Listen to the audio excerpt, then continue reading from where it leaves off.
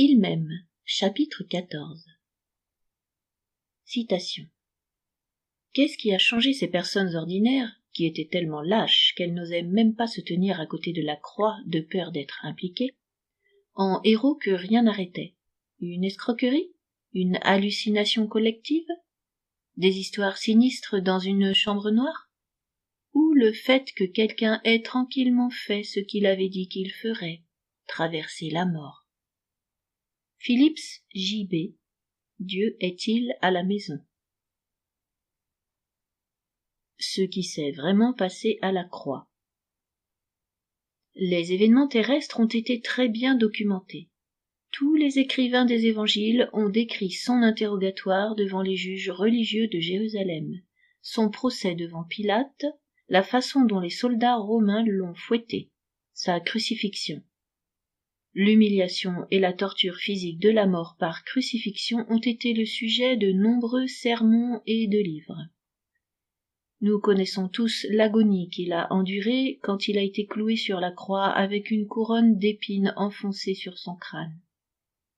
Et nous savons aussi comment son agonie est allée en augmentant durant les 3 heures où il a été exposé au public, ses détracteurs se moquant de lui. La signification de ce moment n'est cependant pas si facile à comprendre. La vision de la croix en tant qu'apaisement, que la plupart d'entre nous avons intégré, se résume à peu près à ceci. Parce que Jésus a vécu une vie sans péché, il ne méritait pas la mort, mais il s'est soumis à son Père, et en tant que sacrifice, la culpabilité de nos péchés a été mise sur lui. C'est pourquoi Dieu lui a infligé la punition que méritaient nos péchés. La justice de Dieu est maintenant satisfaite, nos péchés sont absous, et nous pouvons nous tenir justifiés devant le Dieu Tout-Puissant. Bien que ce scénario puisse satisfaire notre sentiment de honte pour nos échecs et nos péchés, ce n'est qu'une partie de l'histoire. Si nous nous arrêtons là, le point de vue de l'apaisement par rapport à la croix décrit le Père et le Fils jouant une version divine du bon flic méchant flic. Pour empêcher que le juge de l'univers ne nous fasse subir tout le poids de sa colère, Jésus arrive sur scène et se jette devant lui. La colère de Dieu l'anéantit et sa colère est apaisée. Mais c'est une vue humaine de cet événement incroyable. Nous entreapercevons dans toutes les Écritures une autre façon d'appréhender cet événement. Nous voyons ici ce qui s'est passé en Dieu, l'œuvre qu'un Père et un Fils ont accomplie ensemble, non pas pour apaiser la fureur divine, mais pour nous purifier de nos péchés. Leur plan n'était pas de punir le péché, mais de détruire sa puissance, et d'offrir à l'humanité un moyen d'être sauvée du péché et de retrouver la relation que Dieu avait toujours voulu avoir avec les siens. Ce que nous percevons depuis cet angle de vue n'est pas l'histoire d'une victime que l'on punit, mais quelque chose de bien plus magnifique. Plus qu'une simple victime. Oui, Jésus a été torturé, et c'était sûrement l'intention des soldats romains que les tortures extrêmes qu'ils lui ont fait subir le fassent mourir. Mais l'histoire ne s'arrête pas là. Rien de ce qu'ils auraient pu faire n'était suffisant pour faire mourir le Fils de Dieu. Jésus n'a pas été la victime des mensonges des chefs religieux ou du pouvoir politique corrompu de Rome. Aucune torture n'aurait pu suffire à le faire souffrir.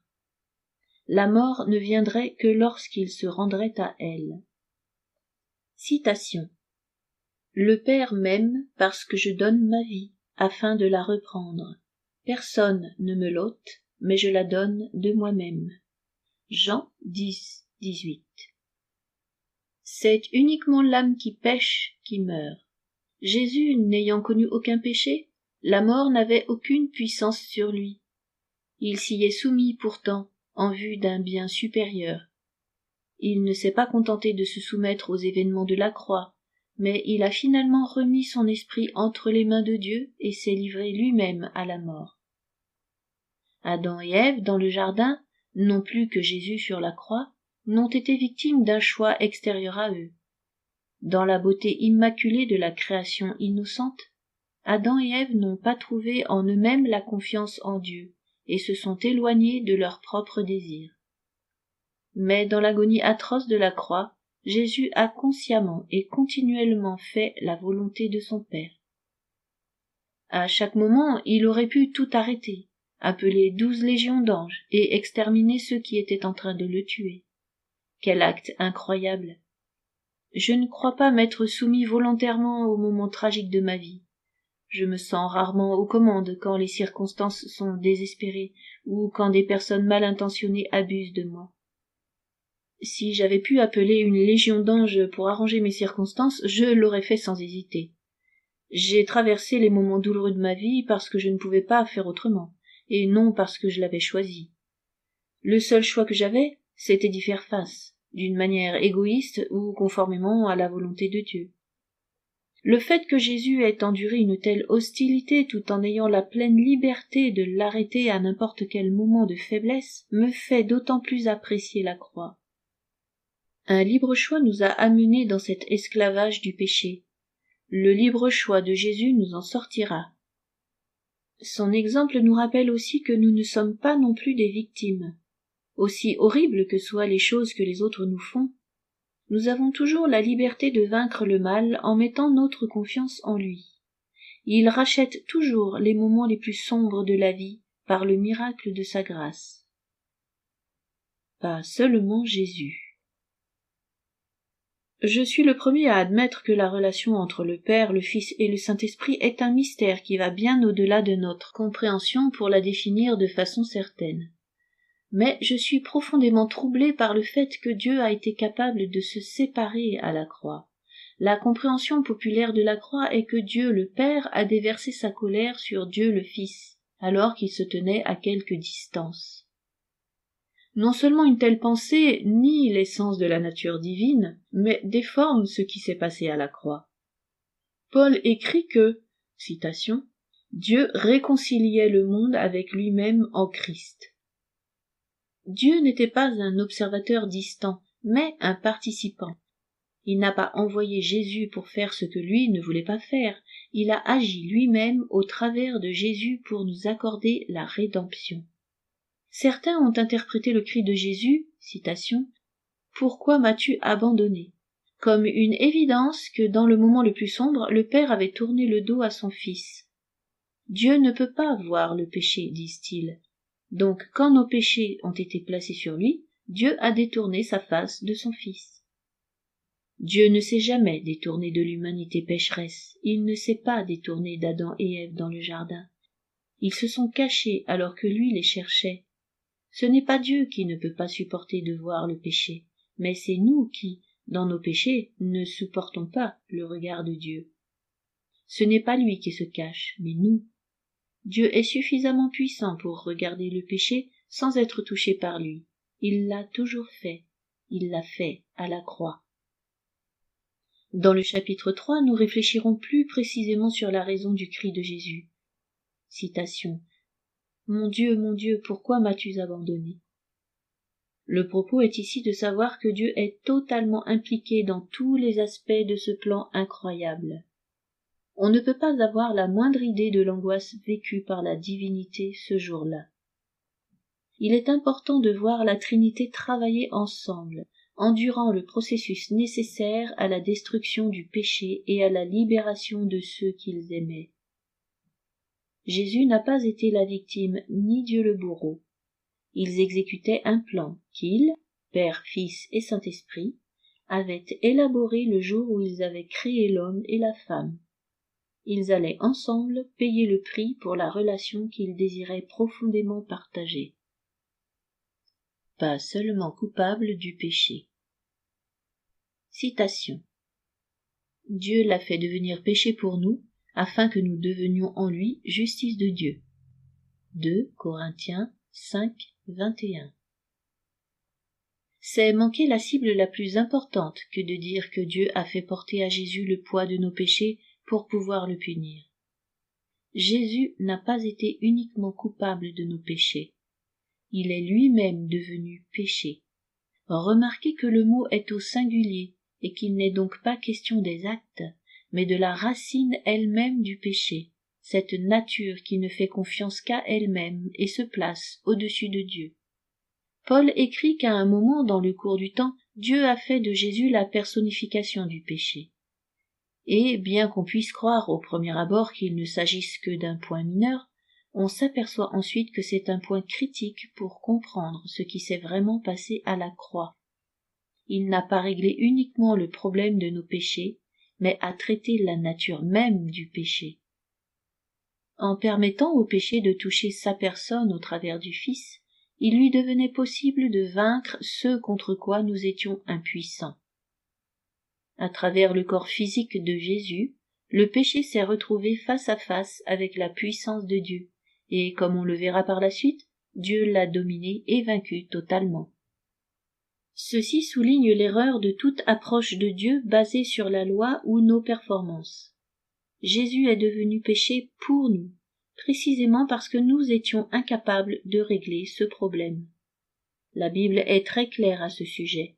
Si un seul homme avait pu être juste par lui-même, alors Jésus n'aurait pas eu besoin de mourir.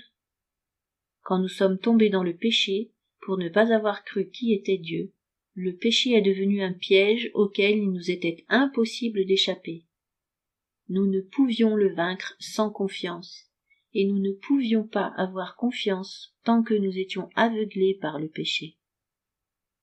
Dieu a donc pris le péché sur lui par le moyen du corps physique de Jésus et a accompli ce que la loi n'aurait jamais pu faire.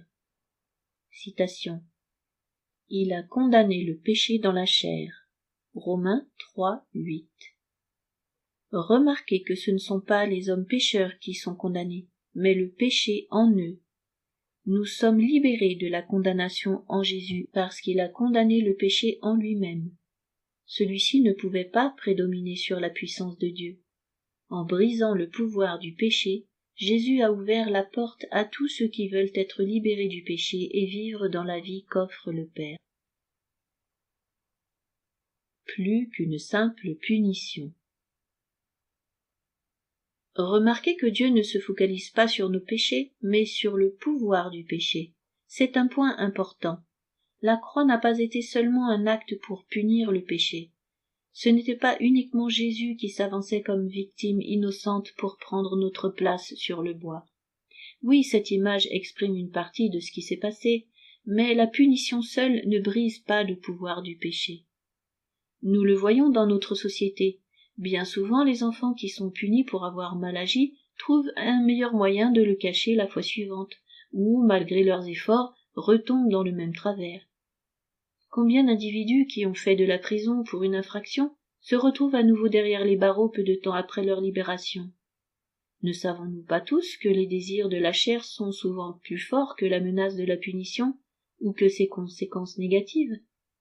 Non, la croix n'est pas d'abord l'exercice d'une punition, mais la victoire sur la puissance du péché. Dieu n'a pas seulement puni le péché en Jésus. Il a fourni son antidote par le fait que Christ a pu endurer le péché jusqu'à ce que celui-ci soit vaincu.